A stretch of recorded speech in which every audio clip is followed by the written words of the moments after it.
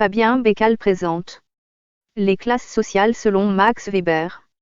L'analyse sociologique de la structure sociale se doit de présenter des analyses d'auteurs anciens.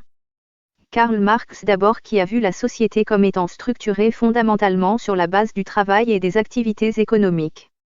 Ensuite, Max Weber a insisté sur le caractère multidimensionnel de la stratification sociale, ne faisant de l'aspect économique qu'un des éléments de cette stratification. En effet, l'analyse de Max Weber propose une triple hiérarchisation sociale. Weber, 1864 à 1920, s'oppose à Marx en mettant en évidence la nature tridimensionnelle de la structure sociale. Il met en évidence trois types de hiérarchie qui ne se recoupent pas forcément. La première hiérarchisation concerne le champ économique et définit des classes sociales.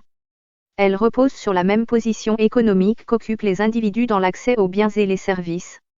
On voit tout de suite une première différence avec la pensée de Karl, ce n'est pas la position dans le mode production qui est déterminante mais la position dans l'accès aux biens et services offerts, en clair pour nous le niveau de revenu.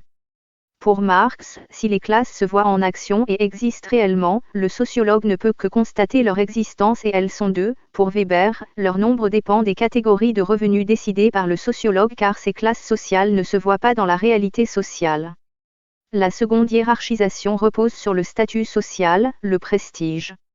Elle a un aspect non pas économique mais social et se traduit par un style de vie spécifique. Dans les sociétés modernes, cette hiérarchie repose sur l'instruction et la profession, ce qui peut s'illustrer par la place qu'occupait Monsieur l'instituteur dans les villages du Gabon sous le mandat du premier président. La troisième hiérarchisation repose sur un critère politique. Dans une société démocratique, c'est la proximité avec le ou les partis politiques au pouvoir qui détermine la hiérarchie politique. Le conseiller économique actuel du président de la République a sans aucun doute plus d'influence sur les décisions à prendre que vous qui lisez ce texte ou moi qui écris. Nous sommes donc ensemble en bas de la hiérarchie si l'on considère ce critère politique.